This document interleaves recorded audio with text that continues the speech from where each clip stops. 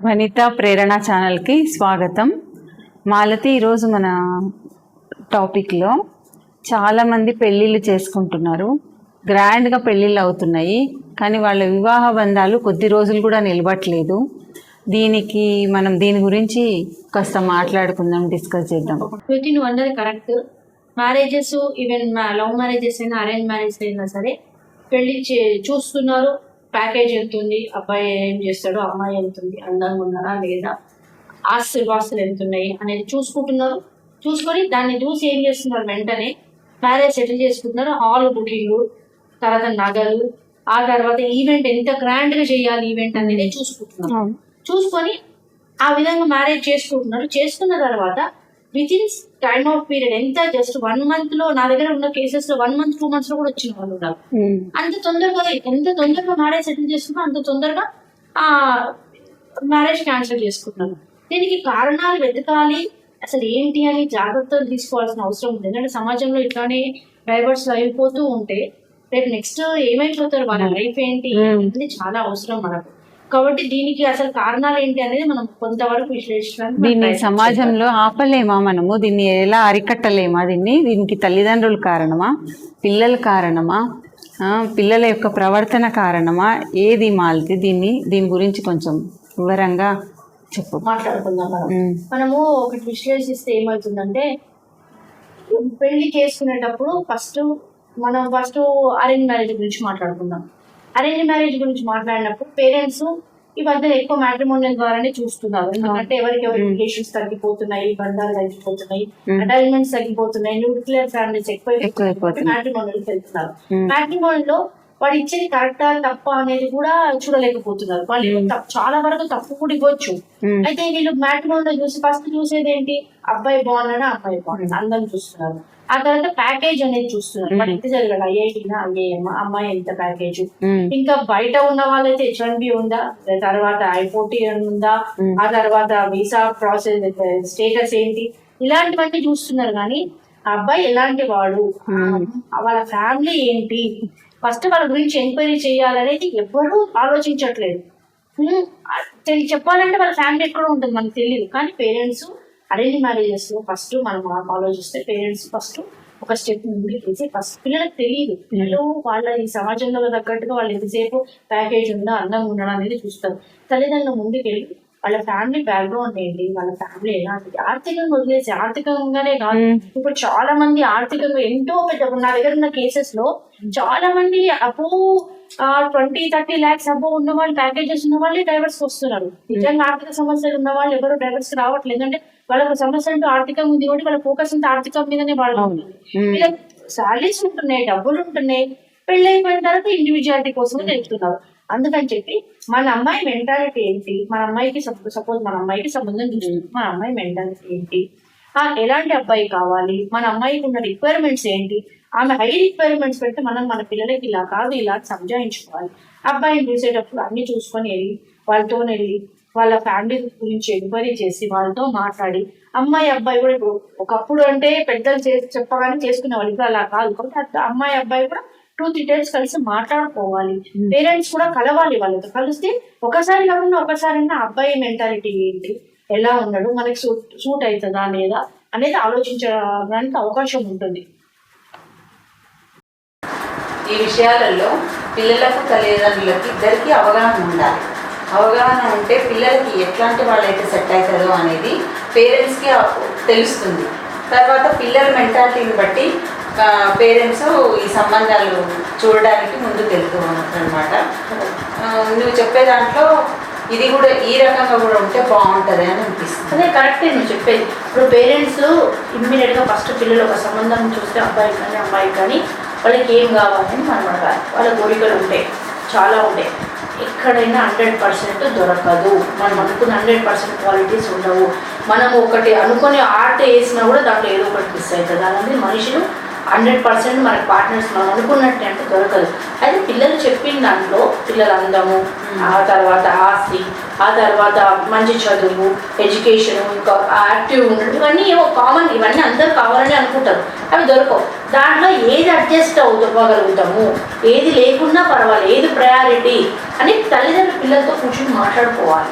మాట్లాడుకొని చూడు నాన్న, ఇప్పుడు మనకు చదువు ఇంపార్టెంట్, చదువు ఉన్న అమ్మాయి అందంగా లేకపోవచ్చు, అది అడ్జస్ట్ కావాలి. లేదు అందమే కావాలి, చదువు ఉండదు, లేకపోతే ఆస్తి ఉండదు, ఇలా అన్నీ ఒక పేపర్ మీద రాసుకొని ఏమేమి కావాలి, నీకున్న ప్రయారిటీ ఇది, దీంట్లో ఏది అడ్జస్ట్ అవ్వచ్చు, ఏది అడ్జస్ట్ కాలేదు అని మాట్లాడుకున్న తర్వాత వాళ్ళిద్దరు కూర్చొని ఒక అవగాహన తీసుకొని దాని ప్రకారంగా వెతకడానికి ఉంటుంది. అదంతా పిల్లలు కూడా అమ్మాయిలైనా అబ్బాయిలైనా, ఈ మధ్యకాలంలో అమ్మాయిలు కూడా అలానే చేస్తున్నారు. ఈ మధ్యన మనం చూస్తున్నాం, మొన్న కేతంది చూసాం రీసెంట్గా. ఇవన్నీ కూడా అమ్మాయిలు కూడా తనకి ఇష్టం ఉన్నప్పుడు అబ్బాయి నాకు ఇలాంటి కావాలి అన్నప్పుడు తల్లిదండ్రులు ఫోర్స్ చేయొద్దు. ఫస్ట్ దీనికి తల్లిదండ్రులు ఫోర్స్ చేయొద్దు. చేసినప్పుడు వీళ్ళు క్లారిటీగా చెప్పాలి, నాకు ఇష్టం లేదు, నాకు ఇది ఇట్లా ఉండదు, లేకపోతే నాకు వేరే వాళ్ళు ఇష్టం ఉంది. ఎందుకు అనవసరంగా అబ్బాయిలను చంపడము, అమ్మాయిలను చంపడము, ఇలాంటివన్నీ అవాయిడ్ కావాలంటే ఫస్ట్ తల్లిదండ్రులకు పిల్లలకి మధ్యన ఒక అండర్స్టాండింగ్ ఉండాలి, కమ్యూనికేషన్ అనేది కరెక్ట్ ఉండాలి. కరెక్ట్గా ఉంటే ఇలాంటివి రావు. మొన్న ఈ కేసులో, కేతన్ కేసులో నేను చూశాను, నేనే సోషల్ మీడియాలో చూశాను. పేరెంట్స్కి ముందే తెలిసట అమ్మాయికి లవర్ ఉండడని. తెలిసినప్పుడు ఏ విధంగా నువ్వు ఇది చేస్తావు, ఫోర్స్ చేస్తున్నావు? ఆ అమ్మాయి ఎందుకు యాక్టింగ్ చేయాలి? ఇన్నిసార్లు ఉన్నప్పుడు నాకు వద్దయ్యా, నాకు నువ్వు ఇష్టం లేదు అంటే అయిపోద్ది కదా, అనవసరంగా అబ్బాయి జీవితం పాడైపోయలే. అలా తల్లిదండ్రులు కూడా ఏదైనా ఉన్నప్పుడు, అప్పుడు అమ్మాయి లవ్వర్ ఏదో ఉంటాడు, ఉన్నప్పుడు వద్దు అని చెప్పినప్పుడు మనం ఫస్ట్ ఆ అమ్మాయిని ఆ లవ్వర్ వద్దు అని చెప్పి మాన్పించడానికి ట్రై చేయాలి. కానీ ఆమె వద్దు, నాకు లవ్వర్ ఉన్నారా బాబు అంటే వద్దు, నీ వీటితోనే పెళ్లి చేసుకో అంటే అమ్మాయిలు కూడా ఇలా తయారవుతున్నారు. యాక్టింగ్ చేస్తూ ఇక్కడ వీడి చంపేయడం మొదలు పెడుతున్నారు. అబ్బాయిలైనా అంతే. ఇష్టం లేనిది ఈ కాలంలో నేను ఒకటే చెప్తున్నాను అందరికి, ఇష్టం లేనిది ఎవ్వరూ కాపురం చేయరు. మన పిల్లలకి ఎంతవరకు అంతవరకే చెప్పగలుగుతారు. తర్వాత వాళ్ళ కర్మను వదిలేయడమే తప్పితే ఇష్టం లేని బలవంతంగా చేస్తే మాత్రం వాళ్ళు పాడవడం కాదు, బయట వాడు పాపం వాళ్ళని చేసుకోవడానికి వచ్చిన వాళ్ళు కూడా వాళ్ళ జీవితాలు నష్టమైపోతుంది. కాబట్టి ఎవ్వరు కూడా పేరెంట్స్ ఫోర్స్ చేయకండి, వాళ్ళకి కనీసము ఎడ్యుకేట్ చేయండి. మీ వల్ల కాకపోతే మంచి అడ్వకేట్ దగ్గరకో, మంచి సైకాలజిస్ట్ దగ్గరకో, ఇప్పుడు అంతా బిఫోర్ మ్యారేజ్ కౌన్సిలింగ్ ఇచ్చే వాళ్ళు కూడా ఉన్నారు.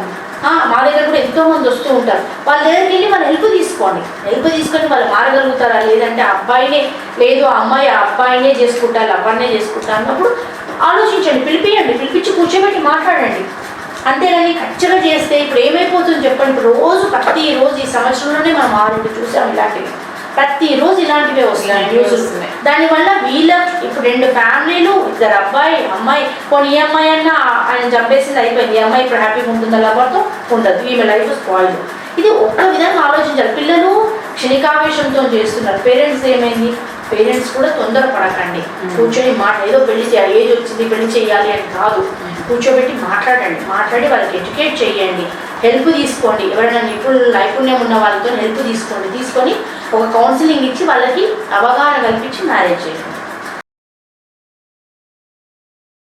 మాది ఇందాక నువ్వు చెప్పిన దాంట్లో పేరెంట్స్ అనే పిల్లలతో ఎట్లుండాలంటే చాలా ఇంటరాక్ట్ అయ్యి వాళ్ళతో మొత్తం వాళ్ళకి ఎట్లాంటివి కావాలి, ఏదైతే కరెక్ట్గా ఉంటుంది అనేది చిన్నప్పటి నుంచి వాళ్ళని చూస్తూ ఉంటారు. కాబట్టి వాళ్ళ గురించి అంతా తెలుసు పేరెంట్స్కి. కాబట్టి ఒక టీనేజ్ వచ్చినాక కూడా వాళ్ళ మనసులు మారుతూ ఉంటాయి. ఆ మారుతుండే టైంలో కూడా వీళ్ళు ఏం చేయాలి అంటే పిల్లలకి ఏది ఇష్టమో అనేది పేరెంట్స్ బాగా గమనించి వాళ్ళకి ఏ రకంగా ఇష్టమో అనేసి వాళ్ళ కోసం కొంత టైంని స్పెండ్ చేసి వాళ్ళకి ఎట్లాంటిది నచ్చుతుందో అని చెప్పేసి ఆ రకంగానే వాళ్ళని ముందుకు తీసుకెళ్తే ఇట్లాంటి గొడవలు, ఇట్లాంటి ప్రాబ్లమ్స్ అనేది నువ్వు చెప్పే దాంట్లో రావు.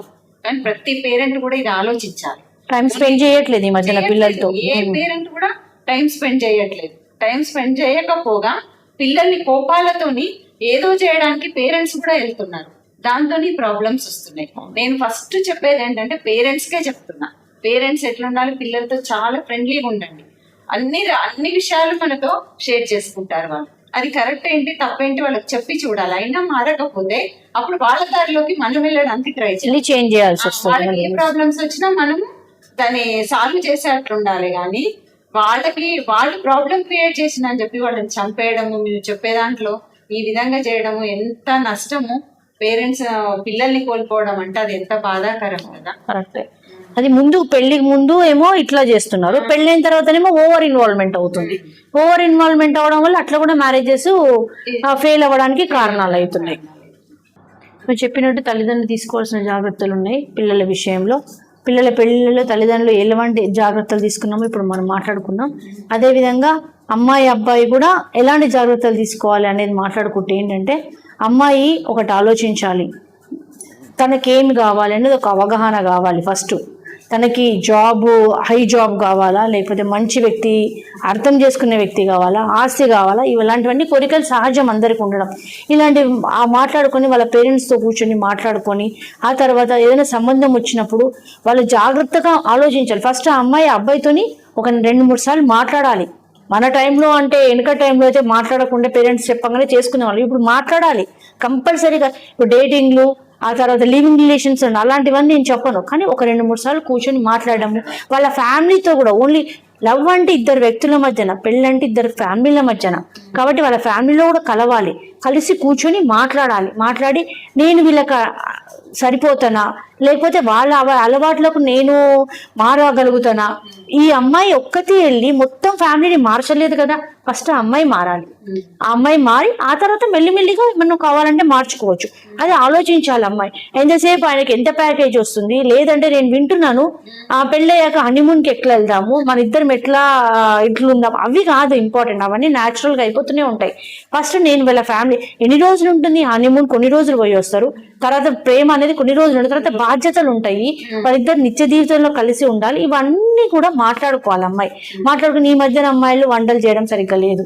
ఒకప్పుడు అంటే అమ్మాయిలే చేసేవాళ్ళు వంటలు, అబ్బాయిలు చేసేవాళ్ళు కాదు. కానీ ఇప్పుడు అట్లా కాదు. కాబట్టి వాళ్ళిద్దరు కూర్చొని ఫ్యూచర్ ప్లాన్స్ ఏంటి, నేను ఇంకో నా అలవాట్లు ఇవి, నీ అలవాటు నువ్వు ఎంతవరకు నాకు అడ్జస్ట్ కాగలుగుతావు, నేను ఎంతవరకు అడ్జస్ట్ కాగలుగుతా అని కూర్చొని మాట్లాడుకొని, ఫ్యామిలీస్ కూర్చొని మాట్లాడుకొని వీళ్ళు అడ్జస్ట్ అవుతారా లేదా. పెళ్ళి అయ్యాక గొడవలు పడుతున్నారు, అందరు నా దగ్గరకు వస్తూ ఉంటారు, జ్యోతి పెళ్ళి అయ్యాక వచ్చి మీరు ఇట్లా వీళ్ళు ఇట్లా అంటారు. ఆ టైం ఏదో స్పెండ్ చేసేది పెళ్లికి ముందు స్పెండ్ చేయండి. ఇద్దరు ఫ్యామిలీస్ కూర్చొని మాట్లాడుకోండి, మా అమ్మాయికి ఇలాంటి అలవాట్లు ఉన్నాయి, పాజిటివ్స్ చెప్పడం కాదు. మా అమ్మాయి చాలా వంట బాగా చేస్తుంది, మా అమ్మాయి చాలా శాలరీ బాగుంటది, మా అమ్మాయి హైలో ఉంటుంది ఆఫీస్లో, అవి కాదు. మా అమ్మాయికి ఇవి నెగిటివ్స్ ఉన్నాయి, మీ అబ్బాయికి ఇవి ఉన్నాయి, మీరు ఎంతవరకు అమ్మాయికి అడ్జస్ట్ కాగలుగుతారు అనేది కూర్చొని మాట్లాడితే కొంతవరకన్నా మనము ఈ మ్యారేజ్ వ్యవస్థని కంటిన్యూ చేయడానికి అవకాశం అనేది ఉంటుంది అని నా ఉద్దేశం.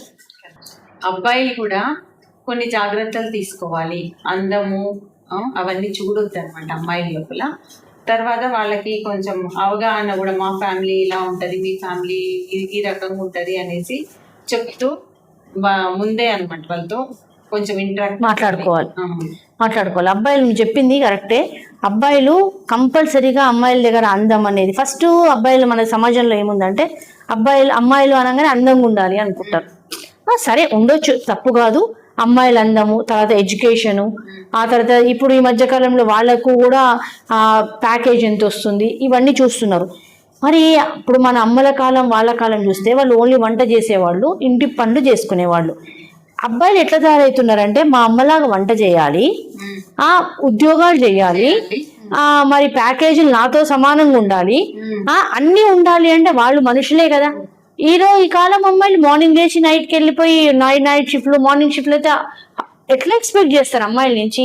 అందుకని వీళ్ళు కూడా వంటలు నేర్చుకోవాలి. ఈ కాలంలో నేను అబ్బాయిలకి ఇచ్చేది ఏంటంటే ఒక సలహా, వాళ్ళు కూడా వంటలు నేర్చుకోవాలి, తప్పేం కాదు. మా అమ్మ చేయట్లేదా, మా అత్త చేయట్లేదంటే ఇంట్లో కూర్చోబెడితే అన్ని కూర్చోబెట్టి ఒక పని చేయగలుగుతుంది.